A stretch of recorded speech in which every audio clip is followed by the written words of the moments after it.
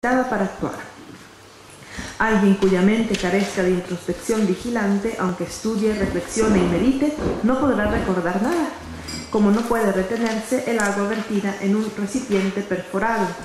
Y esto, el verso número 25, nos muestra cómo la falta de atención es un obstáculo para la adquisición de sabiduría.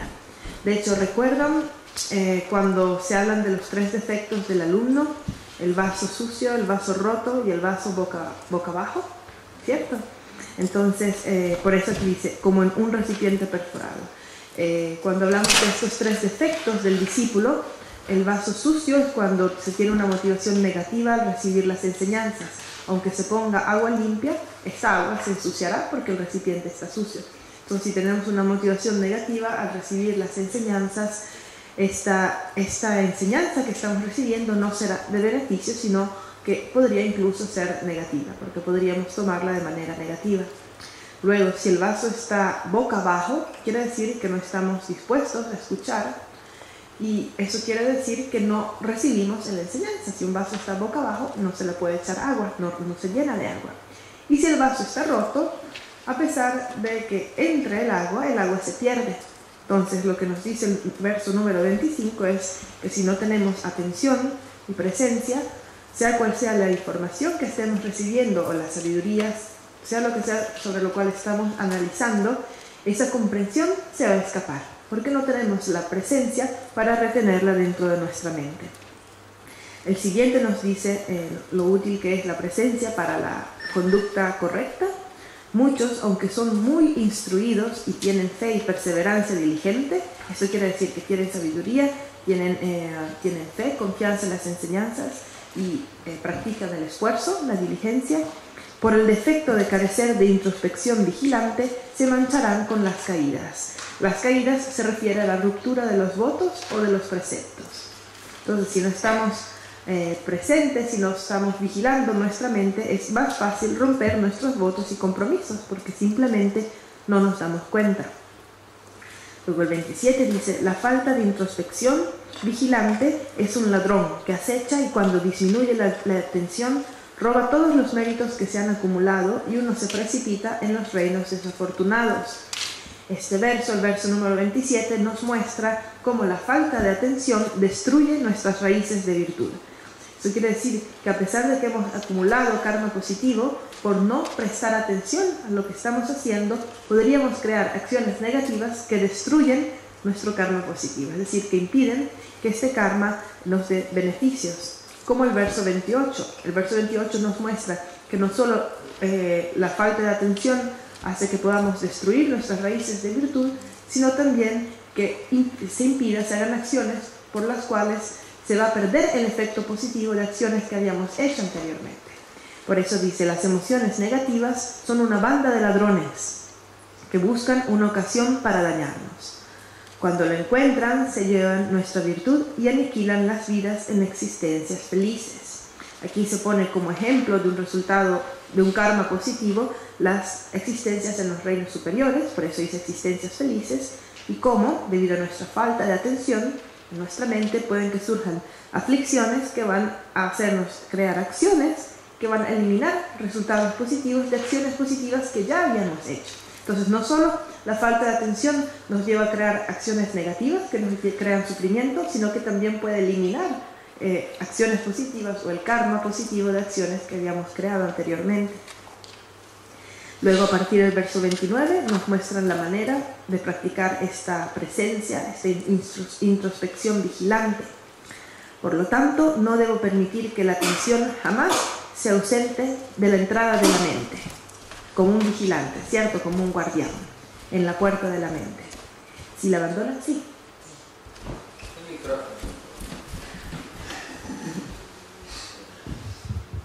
Queria entender, por favor.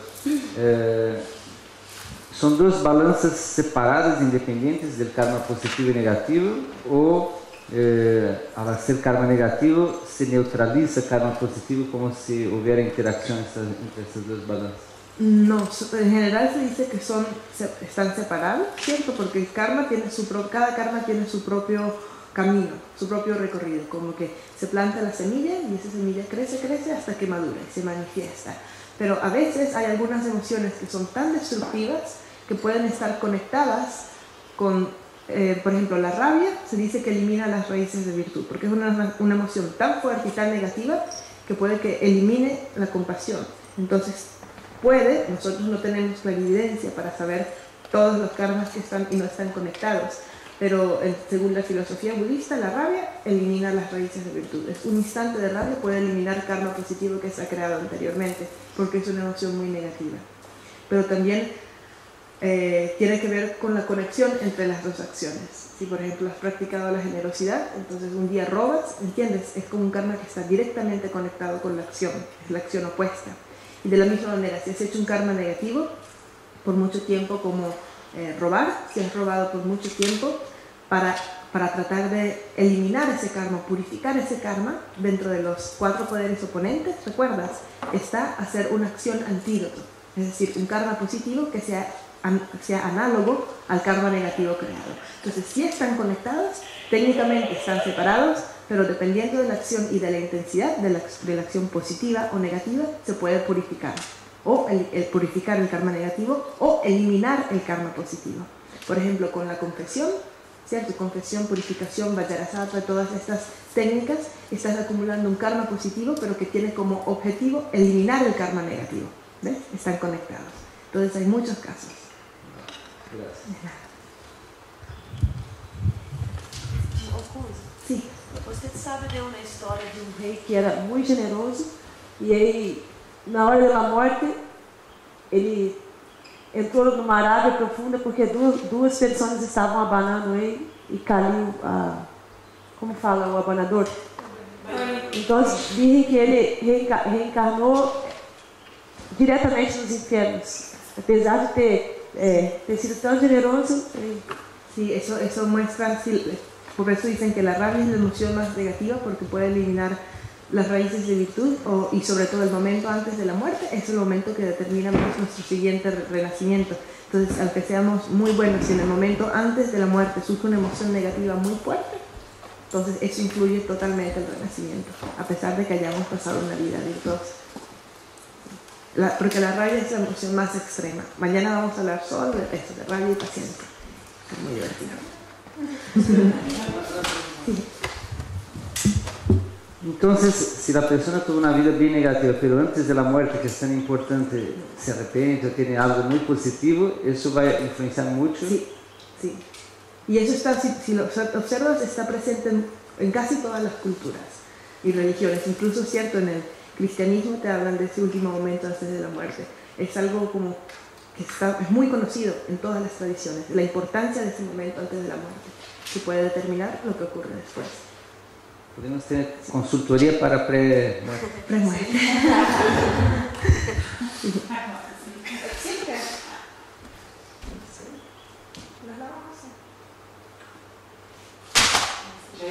Todo el budismo es una gran consultoría pre-muerte.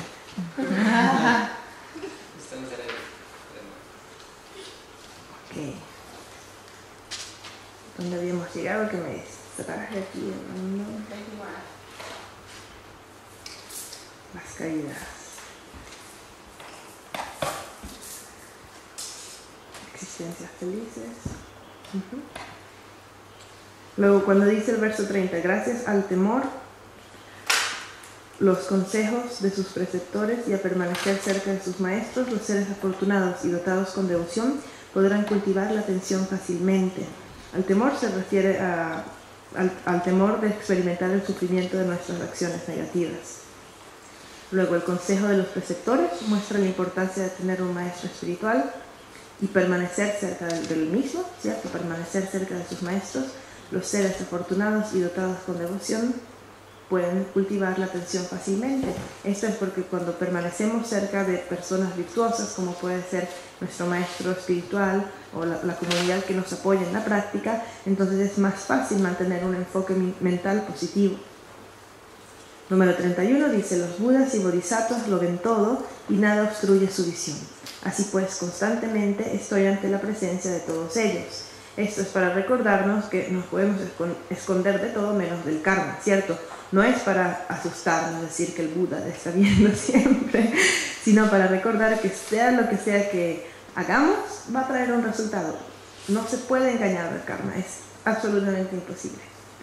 Y así, alguien que piensa así, todo esto dijimos que era la manera de practicar la atención, ¿cierto? Recordando el karma, recordando el efecto de nuestras acciones. Alguien que piensa así tendrá miedo, es decir, temor del resultado del karma negativo, respeto y vergüenza. Estos dos términos, respeto y vergüenza, se refieren a dos factores mentales.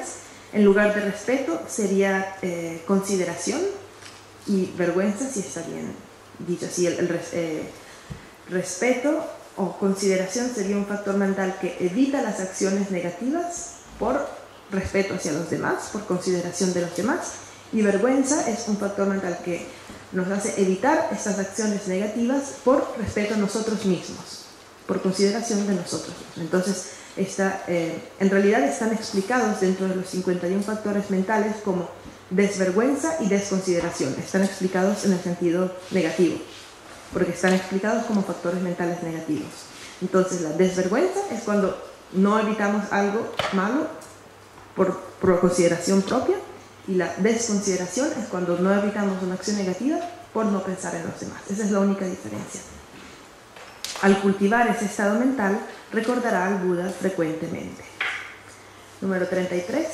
Cuando la atención está de centinela para proteger la puerta de la mente, aquí en lugar de atención podríamos decir presencia. ¿Recuerdan que antes hablamos de la presencia y la vigilancia?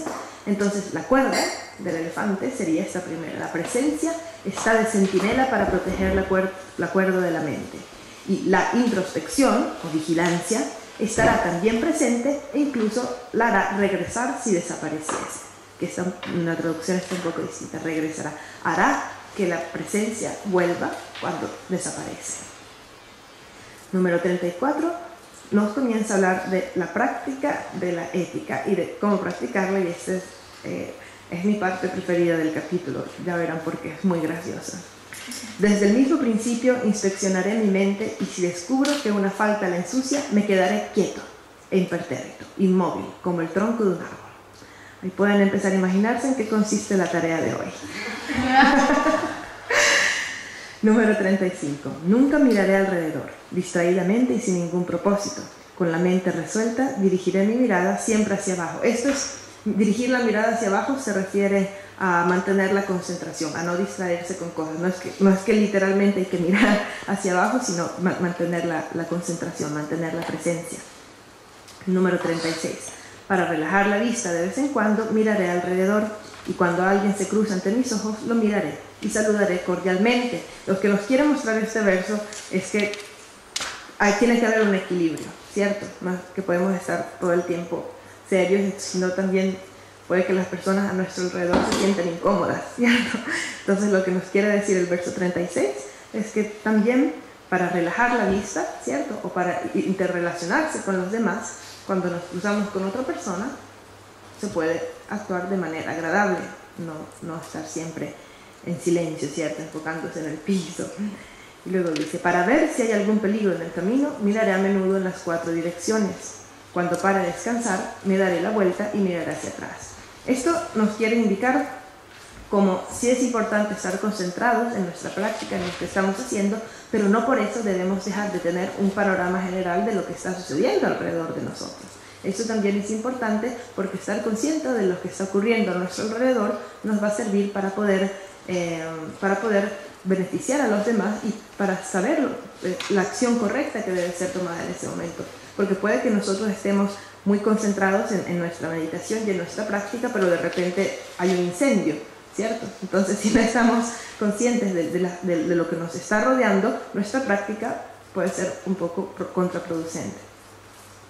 Número 38 dice, tras haber examinado qué hay delante y detrás, decidiré continuar o regresar. Es lo mismo que hemos hablado. En todas las situaciones y circunstancias, sabiendo lo que es necesario, actuaré de acuerdo a ello. Esto nos muestra también la importancia de la sabiduría dentro de nuestra práctica de la vigilancia. No es solo vigilancia, sino también tener la sabiduría de saber lo que hay que hacer en un determinado momento, o en qué momento debo interrumpir mi concentración para ayudar a alguien, por ejemplo. El número 39 dice, al comenzar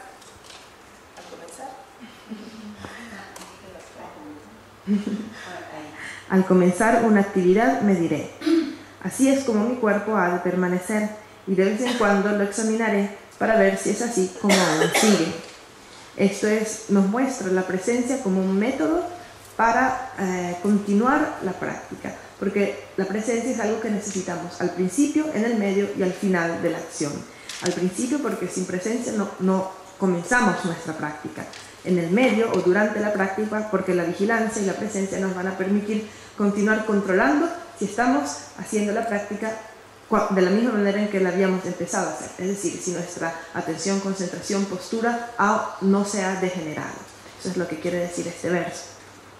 Y el número 40 dice, una vez atado ese elefante loco, mi mente, al gran pilar de recordar las enseñanzas, me esforzaré al máximo en observarlo para que no pueda escaparse. Y aquí volvemos a lo que habíamos mencionado en la mañana sobre el enfoque mental positivo. El enfoque mental positivo es importante cuando tenemos la vigilancia. Esta vigilancia no solamente nos hace darnos cuenta de que estamos teniendo un enfoque mental negativo, sino que también nos hace transformar nuestro enfoque mental negativo y sustituirlo por un enfoque mental positivo. Entonces, es eso, es darse cuenta de que hay un enfoque mental negativo, cambiarlo por un enfoque mental positivo y mantener la vigilancia para que este enfoque mental positivo no se nos vaya de nuevo. Número 41. Los que a toda costa se esfuerzan en la concentración han de inspeccionar repetidamente sus mentes, sin distraerse ni un solo instante, y preguntarse qué es lo que ahora hace. La presencia nos lleva a la concentración unívoca. Sin presencia es imposible desarrollar concentración o calma mental, y mucho menos visión profunda. Si en ciertas situaciones, como en peligro o celebraciones, eso no es posible, actuaré como sea conveniente. Asimismo, según las enseñanzas, en momentos de generosidad, las reglas de la disciplina pueden dejar de aplicarse. Entonces, aquí hay dos puntos. El primero, recordemos que este es un texto que estaba escrito para los monjes del monasterio de Nalanda. Entonces, las únicas celebraciones o distracciones que tenían los monjes era cuando se hacían eventos de agradecimiento a los patrocinadores del monasterio, a los que donaban sustento a los monjes. Entonces, esos eran como eventos en los que había intercambios entre monjes y laicos. Entonces, por eso dice aquí, en celebraciones. Dice, si no es posible mantener la concentración, actuaré como sea conveniente. Eso es también para mostrar una especie de equilibrio, ¿cierto?, entre la introspección y relacionarse con los demás. Y luego la segunda parte nos habla de esta ecuanimidad y ese equilibrio de aplicarse a la práctica, porque dice que es importante tener la sabiduría de ver las excepciones. No podemos estar todo el tiempo concentrados en silencio. Dice, está bien, pero si hay una celebración, si hay un encuentro social en el que necesitan que haya contacto social y necesitan también nuestra presencia, entonces es bueno saber dónde hacer una excepción. Eso es lo que se refiere este verso.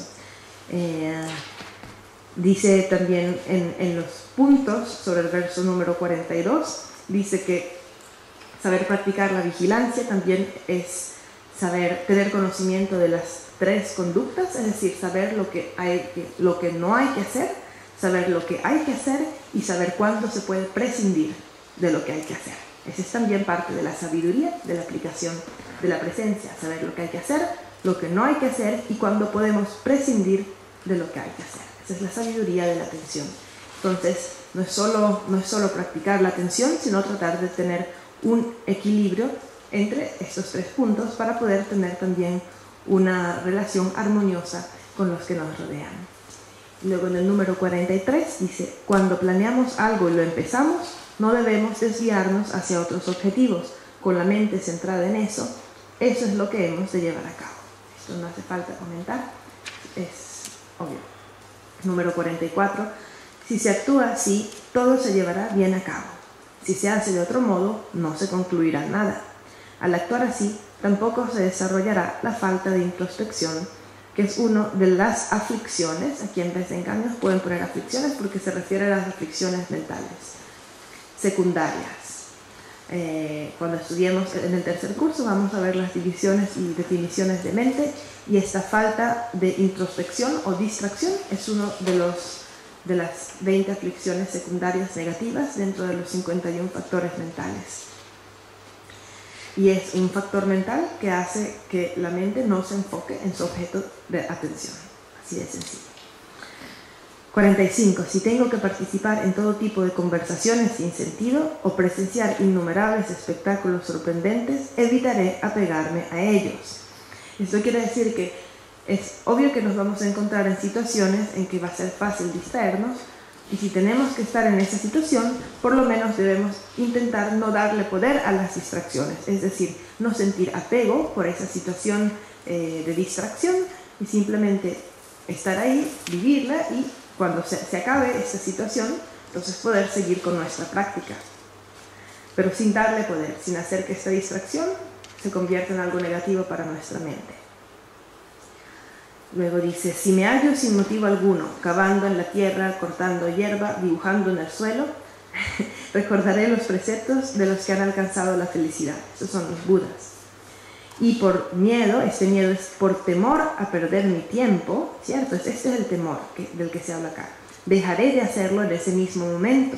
Entonces, no es un miedo en general, es un temor en particular a perder el tiempo. Entonces, si me doy cuenta que estoy haciendo cosas inútiles y tontas, entonces recordaré los preceptos, recordaré los consejos y por temor a perder mi tiempo, dejaré de hacerlo en ese mismo momento. Esto quiere decir darse cuenta de acciones inútiles en el momento en que las estamos haciendo o antes de que empecemos a hacerlas y abandonarlas inmediatamente para no perder nuestro tiempo. Número 47. Cuando desee moverme o tenga ganas de hablar, antes examinaré mi mente, pues, y aquí la traducción es un poco extraña porque dice, los seres estables han de actuar correctamente, pero en realidad en la traducción en el texto en tibetano dice, así como lo hace el estable, y el estable es un epíteto del Buda también. Entonces, al igual que lo hace el estable, el gran estable, el ser estable, que es el Buda, yo también actuaré correctamente. Y aquí, de aquí en adelante, también nos muestra la manera de practicar la vigilancia observando nuestra motivación. 48. Cuando sienta el apego, ¿no? Una sensación muy fuerte de apego o de deseo, o el deseo de enfadarme, permaneceré inmóvil, como un leño, sin hablar y sin hacer nada. Cuando mi mente esté salvaje, burlona, llena de orgullo o arrogancia, cuando desee exponer los defectos ocultos de otros, revivir discordias o engañarlos, cuando intente alabarme y criticar a otros o desee insultar o provocar una pelea, en esos momentos permaneceré como un leño, inmóvil, sin hacer nada. Esto nos muestra cómo, al prestar atención y detenernos en ese momento y ver el surgir de la aflicción y hacer que se vaya la aflicción, es la manera de evitar, por supuesto, todas las acciones negativas que podrían derivar de eso. Entonces es muy bonito esta imagen que nos da Shantideva de permanecer como un trozo de madera, ¿sí? Sin hacer nada, observando la mente para que no pueda llevarnos a hacer acciones negativas. Cuando desee riquezas, honores, fama, tener un séquito de seguidores que me atienda y cuando quiera que otros me veneren y respeten, en esos momentos permaneceré como un leño. Número 52. Aquí nos recuerda el tratar siempre de beneficiar a los seres, estos siguientes versos. Cuando quiera desentenderme de beneficiar a otros, dedicarme a mis propios intereses, si siento necesidad de charlar, en esos momentos permaneceré como un leño. Número 53. Si surge la impaciencia, la pereza, el miedo, la arrogancia, la charla sin sentido. Estas son todas las acciones negativas, ¿cierto? De cuerpo, palabra y mente. La parcialidad hacia los míos. Y esto infiere también la aversión hacia los que no son mis amigos, ¿cierto? Apego hacia mis amigos y aversión hacia mis enemigos. En esos momentos permaneceré como un leño. 54. De este modo, al examinar la mente, si hay emociones negativas o esfuerzos inútiles, por medio de los remedios adecuados, el héroe bodhisattva la sujeta firmemente. Totalmente seguro, con fe perfecta, es decir, confianza en la enseñanza, constancia, respeto, cortesía, sentido de vergüenza y miedo o temor a los resultados del karma negativo, de un modo apacible, me esforzaré para que los demás sean felices. Este verso número 55 nos muestra la importancia de mantener siempre presentes los antídotos para las emociones negativas. Por ejemplo, mantener presente la compasión en el momento en que surge la rabia, y practicar la paciencia en el momento en que surge la rabia, practicar la generosidad en el momento en que surge el apego, y así sucesivamente. Sin dejarme abatir por los deseos opuestos y contradictorios de los seres infantiles o pueriles, seré amables con ellos al comprender que estos provienen de sus emociones aflictivas. Mañana tendremos una extensa explicación de esto. Número 57. Cuando actúe de modo virtuoso e irreprochable, ya sea para mi beneficio o el de los seres, siempre tendré presente que, cual una aparición, mi yo carece de realidad. Y esto es lo que llamamos el antídoto especial. Porque todos los antídotos, ¿cierto? Compasión, generosidad, paciencia, etcétera, etcétera, los podríamos llamar antídotos ordinarios o antídotos convencionales. Y tenemos el antídoto especial o el antídoto superior, que es la sabiduría que percibe la ausencia de yo. Entonces, si nosotros lográramos siempre aplicar este antídoto que percibe la ausencia de yo, sería imposible el surgir de todas las emociones negativas. Luego el 58 dice, ahora finalmente he obtenido, aquí está traducido como libertad suprema, pero en realidad lo que dice el texto en tibetano se refiere a la preciosa existencia humana, porque se habla de las libertades y riquezas, ¿cierto? Las 8 libertades y las 10 riquezas. Entonces a veces en tibetano se abrevia y se le llama preciosa libertad, pero quiere decir preciosa existencia humana dotada de libertades y riquezas. Entonces eso quiere decir, ahora que he obtenido esta existencia humana, eso es lo que el texto está indicando. ¿Recuerdan las 8 libertades y 10 riquezas? Las mencionamos brevemente, ya que estamos acá. Entonces son 8 libertades, que quiere decir estar libres de haber nacido en los infiernos, ser libres de haber nacido en el reino de los espíritus hambrientos, libres de haber nacido como animales, libres de haber nacido como devas, como dioses de larga vida. Porque se dice que la base humana o la existencia humana es la mejor para poder practicar el Dharma. Y las siguientes 8 tienen que ver con la posibilidad de practicar el Dharma, es decir, que haya Dharma. Por eso la primera es estar libres de haber nacido en un país barbárico. Esto es cómico porque en esos tiempos se consideraba un país barbárico donde no había educación y donde no había Dharma. Entonces nosotros estamos libres de haber nacido en un país no central, es decir, en un lugar donde no hay enseñanzas. Estamos libres de discapacidades también, tenemos nuestras facultades completas, podemos entender el Dharma. Estamos libres de tener visiones erradas extremas, como por ejemplo no creer absolutamente, negar la existencia de vidas pasadas o futuras o la ley del karma. Estamos libres de que no haya venido un Buda a la Tierra, es decir, tenemos la suerte de que ha venido un Buda a la Tierra, solo que los tibetanos lo ponen todo como en negación, es una doble negación, libres de que no haya venido un Buda, es decir, tener la suerte de que se apareció un Buda en esta Tierra. Luego las 10 riquezas son 5 personales y 5 externas. Las 5 personales es tener la suerte de ser humanos, de haber nacido en un país central, es decir, donde hay educación, donde podemos leer, escribir y aprender. Tenemos la suerte de tener nuestras facultades completas, de creer o comprender las enseñanzas, tener confianza en las 3 joyas. Y el cuarto es no haber cometido los crímenes extremos. Se llaman los 5 crímenes extremos, o crímenes de inmediata retribución, que es matar al propio padre, matar a la propia madre, crear una división en el Sangha, matar a un Buda o hacer que surja sangre del cuerpo de un Buda o de un Arhat con la intención de dañarlo. Entonces se dice que si una persona ha hecho con intención negativa alguno de estos 5 crímenes, en el momento de la muerte va directamente al infierno sin pasar siquiera por el estado intermedio. En la Sangha, sí. Claro, se dice que ese crimen extremo era en los tiempos del Buda lo que hizo Devadatta, separar la comunidad monástica del Buda, eso era como lo más grave. Entonces todavía se pueden hacer acciones semejantes a esta hoy en día, pero como ya no está el Buda, entonces no se puede crear esa acción extrema que hizo Devadatta en esos tiempos. Pero vemos lo grave que es, ¿cierto? Crear una división en la comunidad de practicantes. Muy serio, muy grave, porque afecta a todos, afecta a la práctica de todos. Y luego las otras 5 riquezas son tener la suerte de que un Buda vino sobre la tierra, de que enseñó el Dharma, de que se mantienen las enseñanzas, de que hay practicantes de estas enseñanzas y de que hay personas que apoyan la práctica del Dharma. Que vino un Buda sobre la tierra, que enseñó el Dharma, que permanecen sus enseñanzas, que hay practicantes de esta enseñanza y que hay personas que apoyan a los practicantes. Entonces estas son las 8 libertades y las 10 riquezas de nuestra preciosa existencia humana. Entonces el verso 58 dice: ahora finalmente he obtenido esta preciosa existencia humana, reflexionando sin cesar en ello, permaneceré con la mente tan estable como el monte Meru, el rey de las montañas.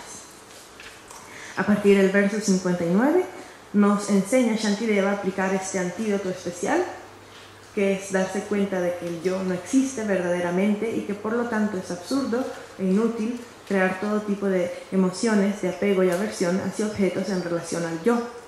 Y nos muestra una meditación en la que nos lleva a sentir qué inútil es tener apego hacia nuestro cuerpo. 59. Cuando los buitres, atraídos por la carne, tiran este cuerpo y lo desmenucen por completo, a ti, mente, eso no te acongojará. ¿Por qué ahora te desvives así? ¿Cierto? Dices, ¿por qué, mente, te preocupas tanto por el cuerpo si cuando me haya muerto, la mente ni siquiera se va a dar cuenta que los buitres están comiendo el cuerpo? Recordemos que esto es forma de debate, entonces Shantideva da siempre razones muy lógicas.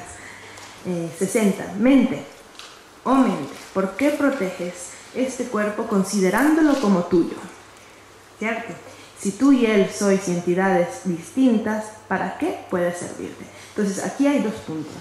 El primero es que es absurdo que la mente considera el cuerpo como suyo. Por ejemplo, si decimos mi cuerpo, pero también decimos mi mente, ¿cierto? Decimos mi cuerpo, mi mente. No decimos yo, mente, tengo un cuerpo, ¿verdad? Entonces él dice, ¿por qué consideras ese cuerpo como tuyo? Si el cuerpo y la mente son entidades distintas, y si el yo aparentemente tiene un cuerpo y aparentemente tiene una mente.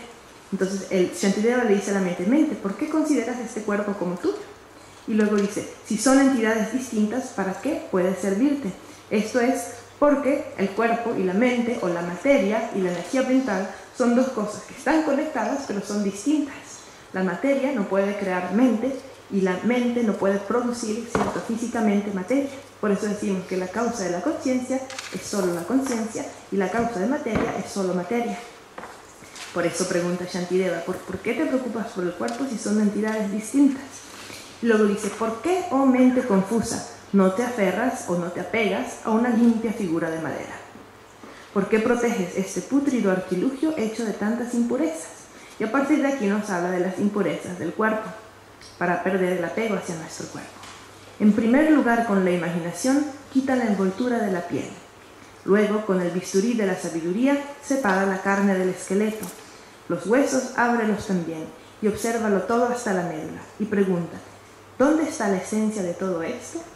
¿Cierto? ¿Dónde podemos encontrar el yo? ¿Podemos encontrar el yo en nuestro cuerpo o en nuestra mente? Y si buscamos el yo en nuestro cuerpo, ¿en qué parte de nuestro cuerpo estamos? ¿Somos nuestros pies, nuestras manos? ¿Somos nuestra cabeza? Imposible.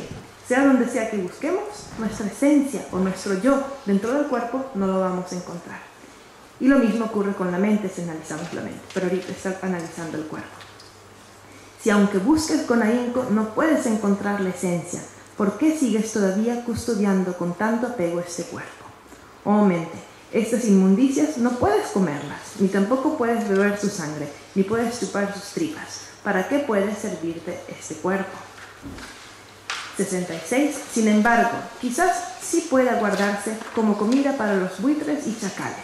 Esta forma humana es meramente un instrumento que ha de usarse. Estos versos 66 y 67 lo que quieren es impulsarnos a que usemos ya este cuerpo para beneficiar a los demás, porque es para lo único que en realidad sirve, es como un vehículo para poder practicar el Dharma. Y cuando nuestra mente se separa de nuestro cuerpo, es totalmente inútil, es un cadáver, comida para los buitres. Y aunque lo hayas protegido, ¿qué vas a hacer cuando el despiadado Señor de la muerte te lo arrebate para dárselo a las aves y los perros? Y luego recordemos que es India antigua, ¿cierto? Si a los sirvientes que no pueden trabajar no les proporcionan vestidos y demás, ¿por qué te esfuerzas en mimar tanto este cuerpo, que aunque lo sustentes partirá? Dale la remuneración necesaria y hazle que trabaje para ti, pero si no te beneficia, no se lo des todo. Lo que nos quieren decir estos versos es utilizar el cuerpo para practicar el Dharma, y más nada. Que el cuerpo que tenemos y todas las posesiones materiales que tenemos también puedan ser tan solo un vehículo para practicar el Dharma, que no hay ninguna necesidad de tener un apego extremo a nuestro cuerpo físico. Por eso dice, considera el cuerpo como un navío, un simple medio para ir y venir. Haz de él el instrumento que colme tus deseos, a fin de poder beneficiar a los seres. Luego el verso 71 dice, así, con la mente controlada, pero lo que dice en tibetano es, habiendo obtenido libertad. Y es muy interesante porque la palabra en tibetano para libertad es Rangwang, ¿cierto? Y Rang quiere decir propio, Wang quiere decir poder o control. Entonces Rangwang, autocontrol, es la misma palabra para libertad. Qué increíble, ¿no? Porque tendemos a asociar control y libertad como cosas separadas. Pero si estudiamos la etimología de la palabra libertad, Rangwang, en tibetano quiere decir autocontrol. ¿Por qué? Porque si tenemos autocontrol, tenemos libertad. Porque no somos esclavos de nuestra mente, de nuestras emociones negativas. Entonces aquí es curioso porque lo tradujeron como la mente controlada, pero lo que dice en el texto es habiendo obtenido libertad. Curioso, ¿cierto? Entonces, así, habiendo obtenido libertad, tendré siempre una expresión sonriente, evitaré fruncir el ceño y la mirada hosca, y siempre seré honesto y amigo de todos. Ahora vamos a saltar unos cuantos versos y vamos a ir al verso 80, la página 93, al lado, y dice, cuando mire a otros seres, pensaré que gracias a ellos lograré alcanzar la budeidad, y lo haré directa y afectuosamente. Como dijimos ayer, la única manera de acumular mérito es practicando en relación a los demás. Si no hay otras personas, no puedo practicar la generosidad. Si no hay otras personas, no puedo practicar la paciencia. Y todo esto me hace acumular mérito que me llevará a la iluminación. Entonces, cuando mire a otros seres, a pesar de estar concentrados en nuestra mente, cuando mire a otros seres, pensaré que gracias a ellos puedo obtener la iluminación, ¿cierto? Y entonces los miraré con afecto. Siempre motivado por la más alta aspiración o ayudado por la aplicación de los antídotos, estos son los antídotos contra la creación de acciones negativas. Hablamos antes, ¿cierto?, de los antídotos ordinarios o convencionales y del antídoto especial, que es darse cuenta de la inexistencia del yo. Entonces, estos dos antídotos, ayudado por la aplicación de los antídotos, se reúnen grandes méritos en los campos de las cualidades del beneficio y del dolor. Recuerdan que ayer hablamos del campo de mérito y el campo de sufrimiento, ¿cierto? El campo de mérito eran todas aquellas acciones hacia objetos superiores que nos hacen acumular mérito, y el campo de sufrimiento son las acciones positivas hacia seres que sufren, como ayudarlos y demás, que también nos hacen acumular mérito. Entonces aquí el campo de las cualidades y el campo del beneficio pertenecen al campo de mérito, y el dolor es el campo del sufrimiento. Entonces el campo de las cualidades se refiere a las tres joyas, Buda, Dharma y Sangha, y todo lo que quiere es cuando hacemos ofrendas, postraciones, etc. Eso es postraciones al campo de mérito, pero en particular el campo de cualidades son Buda, Dharma y Sangha, que tienen cualidades que queremos. Luego, el campo de beneficio pertenece al campo de mérito, pero son seres que no necesariamente tienen cualidades que nosotros queremos tener, pero son seres que nos han beneficiado, como nuestros padres. Por ejemplo, nuestros padres, nuestros familiares y personas que nos han beneficiado mucho, a pesar de que no sean perfectos y no tengan cualidades que queremos imitar, nos han beneficiado y por eso forman el campo de beneficio. Y también hacer acciones positivas a estas personas se dice que crea un karma muy positivo, porque kármicamente existe ya esa conexión de beneficio. Entonces es como retribuir el beneficio recibido hacia nuestros padres, etcétera, etcétera. Y bueno, el campo del dolor o campo de sufrimiento es lo que ya habíamos dicho ayer, este grupo de personas o de seres que están sufriendo y que nosotros podemos ayudar a través de la práctica de la generosidad, dar amor, dar protección, dar dharma, dar cosas materiales y de todas las demás prácticas, esfuerzo, paciencia, compasión, etc. El verso 82 dice, provisto con fe, esta es confianza en las enseñanzas y entendimiento. Esta fe en tibetano dice Yiche-kirepa. Yiche-kirepa es un tipo particular de fe, que es cuando no entendemos completamente algo, pero tenemos confianza en que es cierto, en que es válido y que va a funcionar. Entonces este es un tipo de fe bien importante para cuando se está estudiando el Dharma, porque es imposible entender todo desde el principio y sería una lástima perder confianza por no entender ciertos aspectos de la enseñanza. Entonces este tipo de fe, que aquí simplemente tradujeron como fe, se llama confianza en la enseñanza a pesar de no entenderlo completamente, es importante porque nos permite seguir intentando estudiar, entender y practicar a pesar de que hay algunos aspectos de la enseñanza que no logramos entender en este momento. Entonces, provisto con esta fe y entendimiento, aquí lo han traducido como entendimiento, pero se refiere a discernimiento entre lo bueno y lo malo, entre lo que hay que hacer y lo que hay que abandonar. En tibetano es langdor, lo que hay que tomar y lo que hay que abandonar. Entonces, con esta confianza en la enseñanza y con este discernimiento entre lo que hay que tomar y abandonar, llevaré a cabo yo mismo mis actividades. En todo lo que haga, no dependeré de nadie.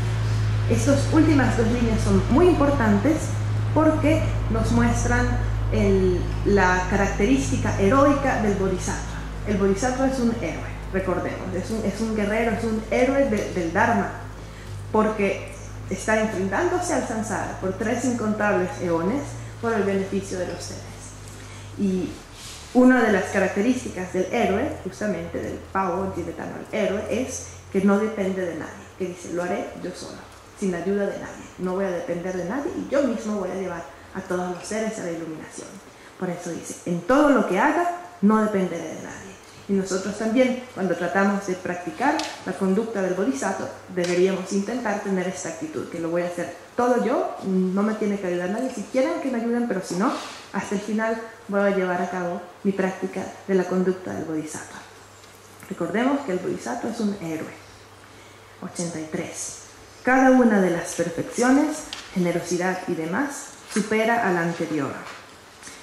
Aquí dice sí, supera a la anterior porque hay una especie de jerarquía. ¿Recuerdan cómo hablábamos? Que primero se practica la generosidad porque es más fácil, luego la ética, etcétera, etcétera, hasta la sabiduría, que es la más importante.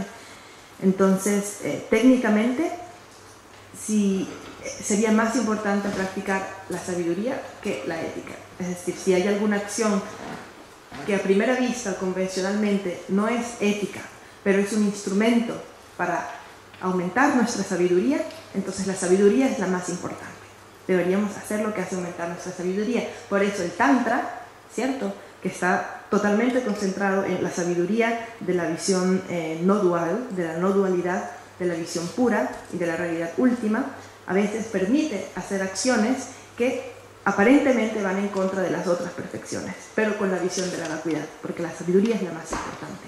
Sin embargo, a pesar de esto, ¿cierto?, a pesar de que las perfecciones se superan unas a las otras, hay una que es más importante que la anterior, por una inferior no abandonaré otra superior. En realidad, y dice, el bien de los demás es lo más importante. Esta traducción no es correcta y debería traducirse, por una pequeña moralidad no abandonaré una generosidad superior. Debo analizar qué beneficia más a los demás. ¿Está claro? Entonces sería, por una pequeña práctica de la ética, por una práctica insignificante de la ética, no debo abandonar una posibilidad de practicar la generosidad, que es, si este acto de generosidad es superior a la práctica de la ética. Entonces lo que nos está diciendo este verso es que a pesar de que hay una jerarquía, de que algunas perfecciones son más importantes que otras, puede que la práctica en un determinado momento tenga la oportunidad de hacer un gran acto de generosidad que puede que vaya en contra de la práctica de la ética, que tenga que hacer un pequeño acto que está en contra de la perfección de la ética. Pero técnicamente la ética es más importante de la generosidad. Sin embargo, el Bodhisattva tiene que darse cuenta y valorar cuál de los dos trae más beneficio a los demás, y a pesar de que la ética es en teoría superior a la generosidad, se debe practicar la acción que es de mayor beneficio para los seres, que en este caso sería un acto grande de generosidad. Entonces, estas últimas dos líneas serían: por una pequeña moralidad no abandonaré una generosidad superior. Debo analizar siempre qué beneficia más a los seres, qué beneficia más a los demás. Esto nos muestra cómo el Bodhisattva tiene la sabiduría de hacer el bien mayor, siempre el bien mayor, para los seres. Y luego dice así: tras haberlo entendido siempre, me esforzaré para el beneficio de los seres. El compasivo, este es siempre el Buda, que ve más allá, para este fin ha permitido lo que está prohibido. Es decir, ha permitido a los bodhisattvas lo que estaría prohibido para otros que no tienen esa motivación de bodhicitta y de compasión. Y luego vamos a saltar todos estos versos hasta el verso 108 al final del capítulo, donde es la conclusión. Bueno, si quieren pueden leerlo luego esos versos, solo que son muy extraños porque son cosas éticas de la India antigua, como por ejemplo no se le puede enseñar dharma a una mujer sin escolta, no se le puede enseñar dharma a alguien con sombrero, entonces por eso lo vamos a saltar. Y el verso 108 dice: examinar constantemente el estado y las acciones del cuerpo y la mente. Esta es la conclusión de la práctica de la ética. Eso mismo define brevemente lo que es mantener la introspección vigilante. Y 109, todo esto ha de ponerse en práctica. ¿Qué puede lograrse con tan solo pronunciar las palabras? ¿En qué beneficiaría al enfermo leer meramente la prescripción del médico? Y así concluye este capítulo, que nos muestra cómo podemos practicar la ética sobre la base de la vigilancia, la presencia y la vigilancia. Pregunta, sí. Disculpa, en mi trabajo me ha tocado, por ejemplo, trabajamos contra un proyecto que era muy contaminante y hicimos una campaña importante. Entonces, ciertamente perjudicamos a una persona y tal vez a sus familiares porque expusimos el caso en la televisión, en la radio, en la prensa. Ellos perdieron mucho dinero, fuimos a los tribunales. Pero en este caso, lo superior sería pensar: o perjudico a estas otras personas o perjudico a muchas más que se iban a ver dañadas por lo mismo. Claro, por supuesto. Y ahí uno escoge como el mal menor, ¿cierto? El mal menor, siempre con buena motivación. Y ahí la clave sería tal vez en la medida de hacer las denuncias, pero sin ira, ¿no? Solo exponer los hechos sin tratar de perjudicar más de la... Por supuesto. Porque no es que quieras hacerle daño a esa persona, es que lamentablemente esa es la situación, ¿cierto? ¿Sí? Tengo una pregunta como filosófica.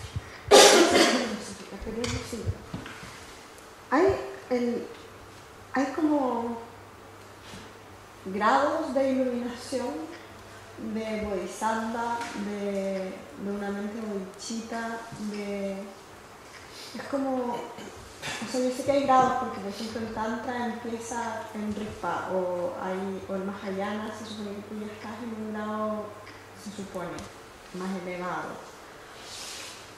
Mi pregunta es la siguiente: si por ejemplo con este camino que tú estás describiendo aquí, que hay que practicar la ética, la percepción, quedarse como un leño cuando tienes una cosa, un pensamiento negativo, la mente, y hay una disciplina rigurosa y es como la sensación de mucho esfuerzo para lograr tener una vida correcta, ante otros caminos como el tantra, por ejemplo, que parecieran, entre comillas, todo se está hablando desde este plano, ¿vale?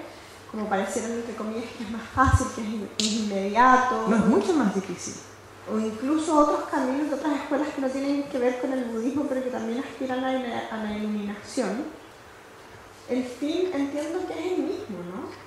Entonces,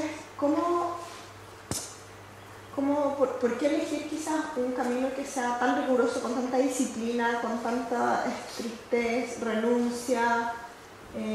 No es tanta, es simplemente evitar las acciones dañinas. No puedes alcanzar la iluminación haciendo daño a los demás. Muy sencillo.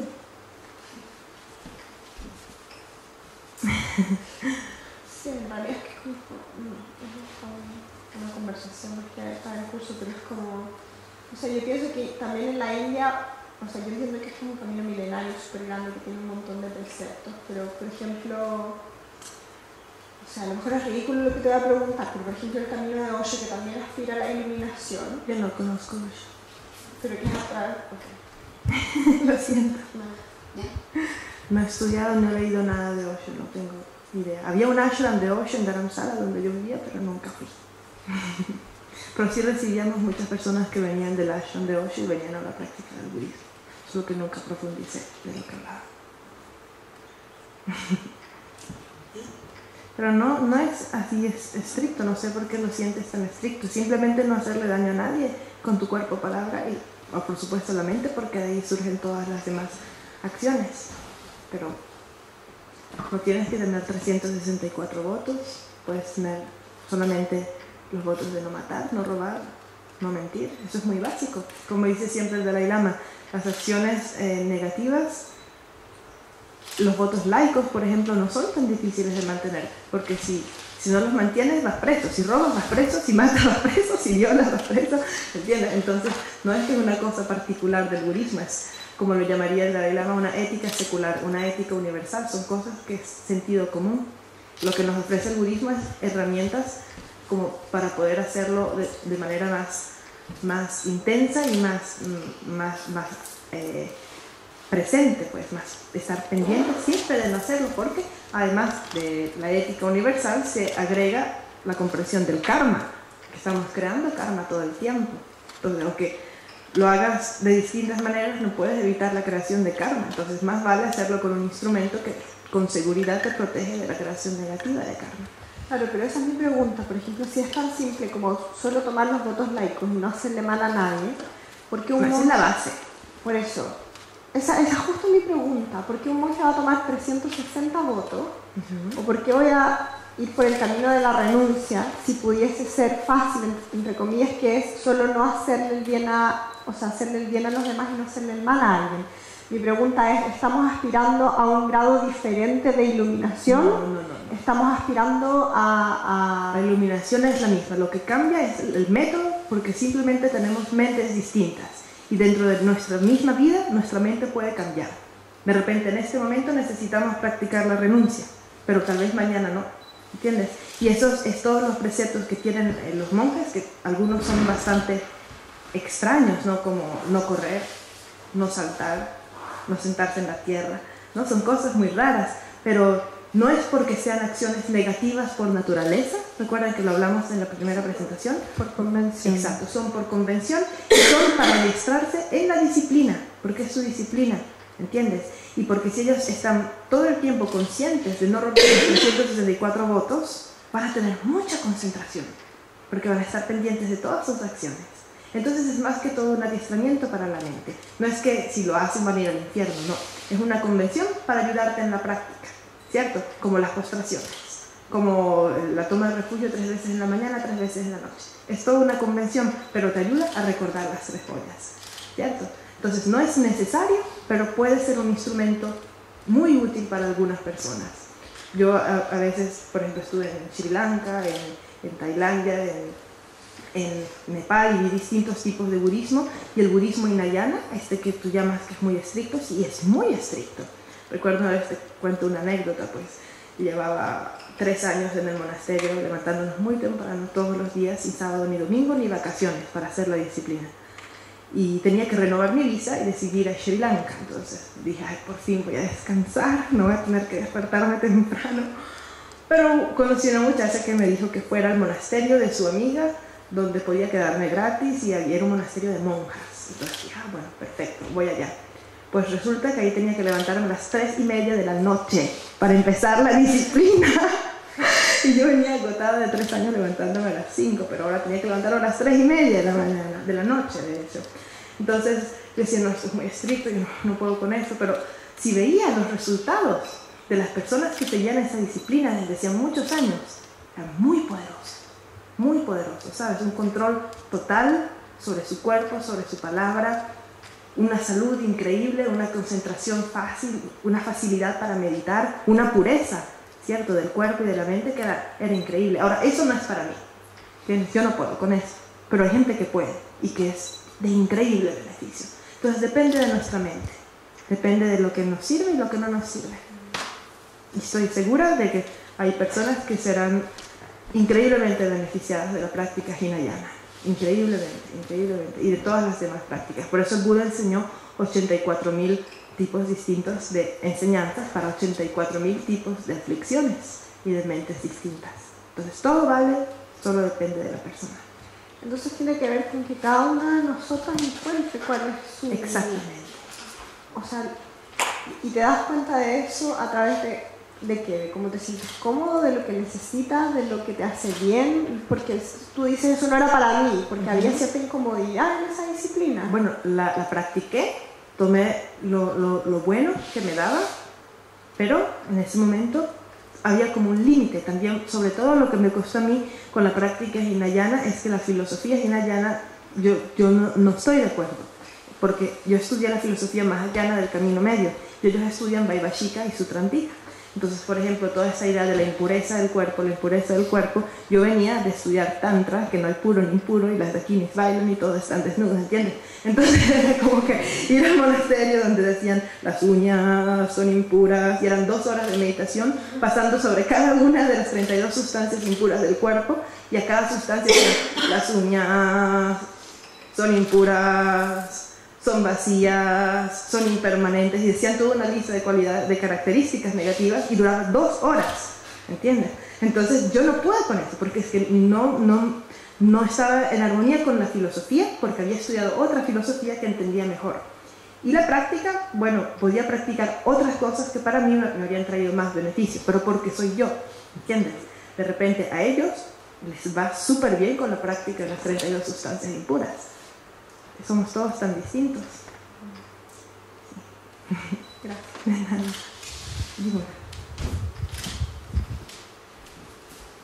Los cabellos, y luego decía los dientes, y así pasaba por todos, ¿no? Era muy cómico. Yo me estaba riendo, que no podía. Você estava hablando de karma. Por exemplo, um karma pode madurar. Por exemplo, eu tenho ética. Por exemplo, faço os votos laicos e aí procuro estar consciente de minhas ações de corpo, palavra e mente. Pero, às vezes eu cometi muito erro em outra vida. Então, o karma, ele pode madurar em uma outra vida, não necessariamente ele madura nessa. Sim. Certo? Então, por exemplo, um maestro, por exemplo, ele absorve 50% do karma dos discípulos, da comunidade. Verdade ou não? Talvez. Talvez, um pouquinho. Então, como nós outros, os discípulos, podemos apoiar também, absorver esse karma da tribo? Por exemplo, que ações tendríamos que fazer para minimizar o sofrimento, por exemplo, de um maestro, por exemplo? Qualquer tipo de sofrimento. Es que eso es muy difícil porque el karma no es transferible. ¿Entiendes? ¿Recuerdas el famoso verso que dice: los budas no pueden limpiar el karma negativo de los seres, no pueden transferir sus méritos a ellos? Los budas liberan a los seres mostrándoles sendero hacia la iluminación. ¿Cierto? Si una persona pudiera eliminar el karma negativo de otro, entonces todos nosotros estaríamos liberados, porque los budas lo único que quieren es que eliminemos nuestro karma negativo y obtengamos la iluminación. Entonces, si ni siquiera los budas y los bodhisattvas pueden eliminar nuestro karma negativo y darnos su karma positivo, ¿cómo podemos pensar que nosotros podemos hacerlo? Ahora, hay otra cosa que es el karma colectivo. Entonces, eso es distinto. Porque los tibetanos tienen esta idea romántica de que el gurú absorbe el karma negativo de los estudiantes, y puede ser en un determinado punto que, debido a la conexión kármica tan fuerte, maestro y discípulo, y al poder de la compasión del maestro, puede que el maestro haga que madure el karma de los discípulos rápidamente para que se purifique antes de que alcance un estado de maduración en que sería mucho más grave. ¿Me explico? Porque tienes el karma, ¿cierto? El karma crece, madura, y aquí madura y se manifiesta. Pero la purificación consiste en hacer que este karma se manifieste cuando va por acá. Y entonces, en este momento, el resultado es mucho menos fuerte que si hubiera alcanzado la maduración completa. Entonces, lo que hace el maestro, maestros muy avanzados, pero muy avanzados, es que gracias a la clarividencia, en primer lugar, que conocen las conexiones kármicas, gracias a la unión maestro-discípulo, que es una unión kármica muy fuerte, gracias al poder de su compasión y de su sabiduría, pueden hacerte hacer algunas acciones que te hacen purificar tu karma negativo antes de que madure. Entonces eso es lo que puede pasar. Y también existe otra cosa que es el karma colectivo, como por ejemplo cuando hablabas de la comunidad, hay un karma individual, que es mi experiencia subjetiva de lo que estamos viviendo, pero hay también un karma colectivo, que son las acciones que todas las personas de una comunidad han creado para encontrarse todos en ese mismo lugar, en ese mismo tiempo, ¿cierto? Imaginémonos, de todos los seres infinitos que hay en el espacio, solamente nosotros 20 estamos en este lugar, en este momento, ¿cierto? Compartiendo esa experiencia. Eso quiere decir que tenemos un karma colectivo que nos ha traído acá. Pero el karma colectivo se puede solamente cambiar cuando todas las personas que están experimentando ese karma colectivo hacen algo por cambiarlo. Por eso es importante trabajar en equipo. Porque trabajar en equipo es eso, es cambiar nuestro karma colectivo. ¿Sí?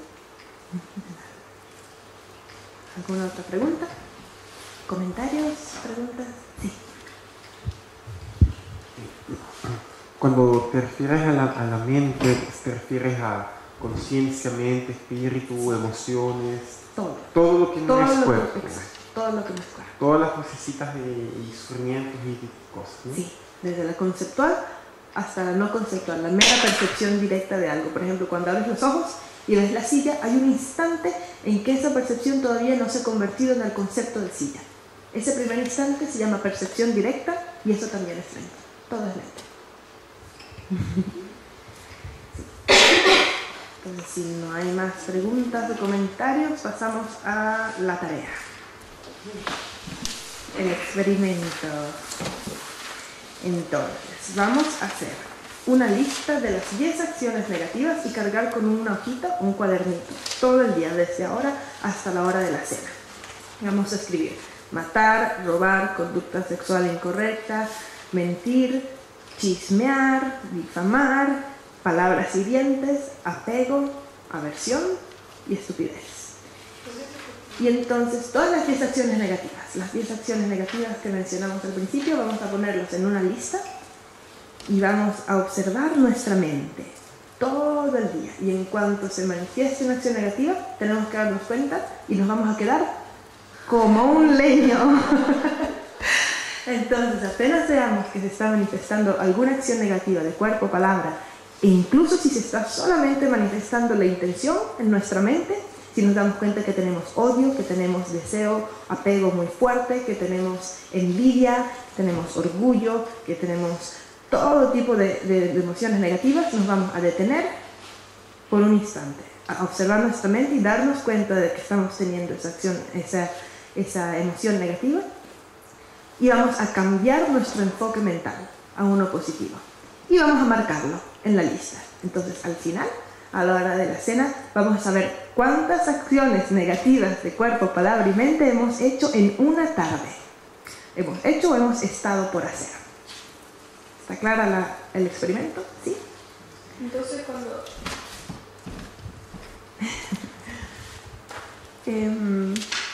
cuando estoy a punto de hacerlo, o cuando lo estoy haciendo, paro. Sí. Si lo estás por hacer, no lo haces. Si ya lo empezaste a hacer y te diste cuenta, dejas de hacerlo y te quedas como un leño. Si no te mueves, te quedas inmóvil por unos segundos, observando tu mente, y cuando logres cambiar el enfoque mental, entonces te puedes mover y hacer otra cosa y marcas un palito en la lista de acciones. ¿Está bien? Las 10. No matar, ok, matar. Las acciones negativas son matar, robar, tener una conducta sexual incorrecta, mentir, palabras dañinas, palabras hirientes, dividir o calumniar. Esto es mostrar los defectos de otra persona con la intención de dividir a dos personas o de hacer de que alguien sienta aversión por una tercera persona. Decir, ay, mira, esa persona es mala y dijo tal cosa. Luego, conversaciones superficiales, ¿cierto? Son conversaciones que no nos traen ningún beneficio y que hacen que aumenten nuestras aflicciones, que nos dan más apego, más odio, más envidia, más orgullo, más ignorancia. Luego, las emociones negativas de mente son apego, odio e ignorancia, pero de estas derivan todas las demás. Por ejemplo, la envidia deriva del apego, Entonces también la ponemos como parte de las acciones negativas de mente. El odio, el orgullo, todas esas emociones negativas las vamos a poner dentro de acciones negativas de mente. Y mañana, bueno, a la hora de la cena, se acaba la tarea y contamos cuánto hicimos, y mañana vamos a ver cuántas acciones negativas hicimos en un día. Recordando tener presente siempre nuestra atención y vigilancia. Y en el momento en que nos damos cuenta de qué pasó, nos quedamos como un leño. Y entonces cambiamos el enfoque mental de negativo a positivo. Y cuando se ha cambiado el enfoque, entonces marcamos y seguimos. ¿Está bien? ¿Sí? Sí, son esas tres, pero todas las demás que derivan, como envidia, celos, orgullo, etcétera, etcétera. Dime. Y cuando estamos, aún no hicimos, pero percibimos que vamos a hacer, ¿le anotamos también? Sí, porque ya la intención se había manifestado. Okay. Y te quedas como un leño, sin hacer nada, por unos segundos hasta que se logre cambiar el enfoque mental. Vamos a parecer un poco raras el día de hoy. Los que no están en el curso van a pensar que estamos un poco locos. Sí, ¿alguna otra pregunta? ¿Listo? Bueno, buena suerte con el experimento. Que pueda precisamente de la iluminación surgir donde no ha surgido, y donde ha surgido que no degenere, sino que aumente más y más.